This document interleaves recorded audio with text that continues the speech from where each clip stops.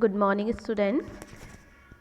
Welcome to our chemistry class for class 11. This is your chapter number 7, equilibrium. Okay.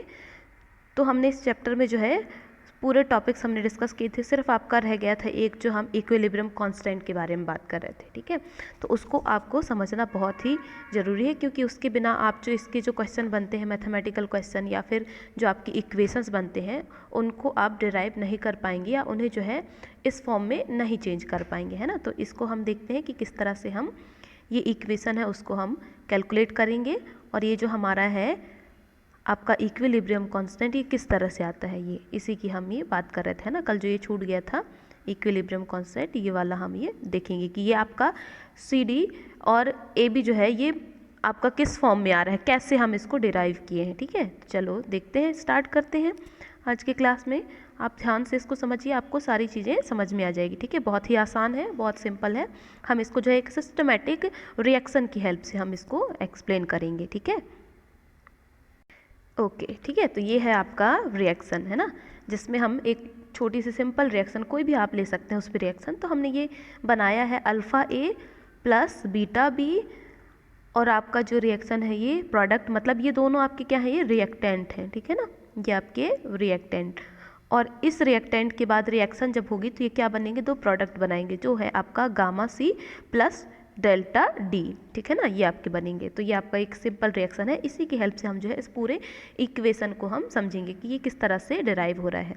ठीक है, तो ये किसके बेस पर बनता है, ये आपका बनता है the law of mass of action, जिसको हम कहते हैं लॉ ऑफ केमिकल इक्विलिब्रियम। ठीक है, ये हम इसको कहते हैं।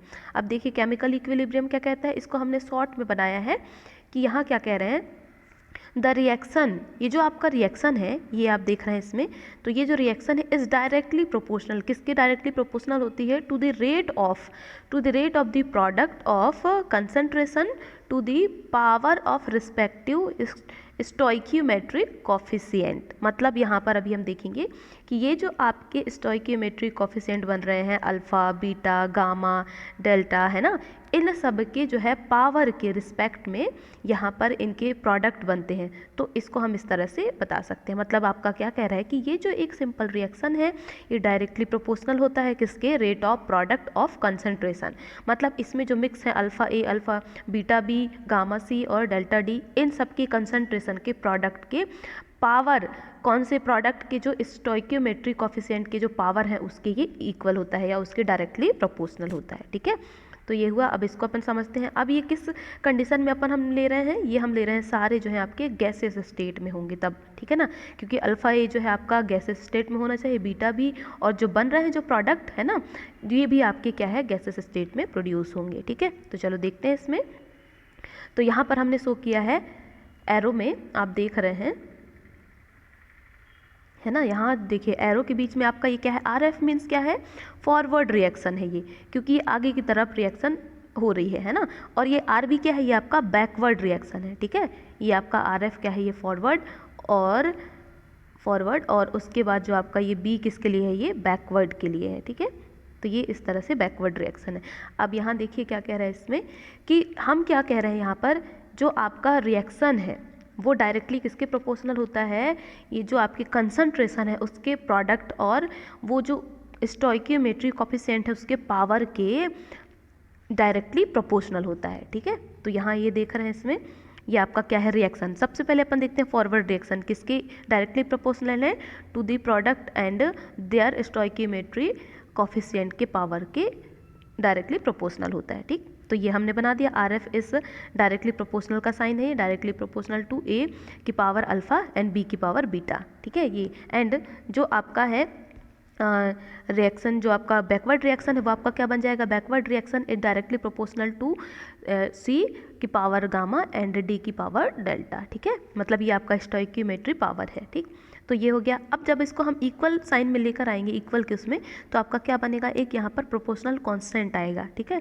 जिसको हम कह रहे हैं ये आपका फॉरवर्ड रिएक्शन के लिए प्रोपोर्शनल कांस्टेंट है, और आपका जिसको अपन के एफ से शो कर रहे हैं, एंड ये आपका ए अल्फ़ा, ए की पावर अल्फ़ा और बी की पावर बीटा है ना।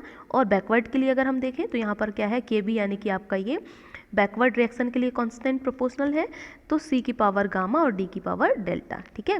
तो अब हम देखेंगे कि इन दोनों रिएक्शन को, फॉरवर्ड और जो बैकवर्ड है उसको हमें किस में लेकर आना है, इक्विलिब्रियम स्टेट में लाना है ना। तो जब इक्विलिब्रियम में लेकर आएंगे तो दोनों जो रिएक्शन है फॉरवर्ड एंड बैकवर्ड दोनों कैसे हो जाएंगे, इक्वल हो जाएंगे, कांस्टेंट हो जाएंगे, ठीक है। तो इसी को हम यहाँ पर शो कर रहे हैं। ये आपका क्या है, आर एफ इक्वल हो जाएगा आर बी, है ना।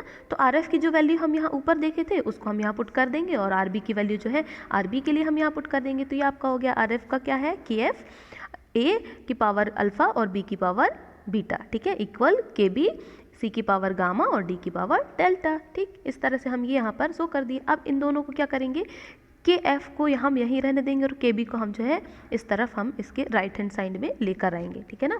तो ये हम लेकर आए यहाँ, तो जहाँ यहाँ ये मल्टीप्लिकेशन में है तो जब इसको इस तरफ लाएंगे तो ये कहाँ डिवीजन में आ जाएगा, ठीक है। तो ये के बी के एफ अपॉन के बी हो गया। और आपका जो सी डी है ये यहाँ पर है, सी की पावर गामा और डी की पावर डेल्टा, तो ये आपका ए और बी उठ करके यहाँ किस में चले जाएंगे, डिवीजन में, ठीक है ना, क्योंकि यहाँ पर ये मल्टीप्लिकेशन में है के एफ के साथ, ठीक है। तो ये आ गया।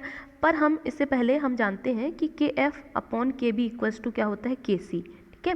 तो हम यहाँ पर के एफ और के बी की जगह के सी हम पुट कर देंगे और आपका क्या बन जाएगा, सी की पावर गामा और डी की पावर डेल्टा एंड अपॉन ए की पावर अल्फा एंड ये आपका बी की पावर बीटा, ठीक है। ये आपका ये बन गया। तो इस तरह से ये बन जाएगा, है ना। लास्ट में जो हम देख रहे थे यही आपका ये इक्वेशन ये लास्ट में आ रहा था, है ना। तो ये इस तरह से हम यहाँ पर ये आपका ये इक्वेशन ये पूरा कंप्लीट ये बन रहा था, अभी हमने जस्ट देखा, है ना। तो यही जो है आपका ये बनेगा। और ये जो केसी है तो इस फॉर्म में जब ये केसी जो निकल कर आया है इसको हम क्या कहेंगे, ये आपका क्या है, where KC is a equilibrium constant, ठीक है। तो केसी आपका क्या है, इक्विलिब्रियम कांस्टेंट है, ठीक। तो इस तरह से हम जो है law of mass of action के लिए इक्वेशन हम फाइंड करते हैं और इस तरह से कोई भी रिएक्शन जो आएगा उसको हम इस फॉर्म में हम अरेंज कर लेंगे, ठीक है।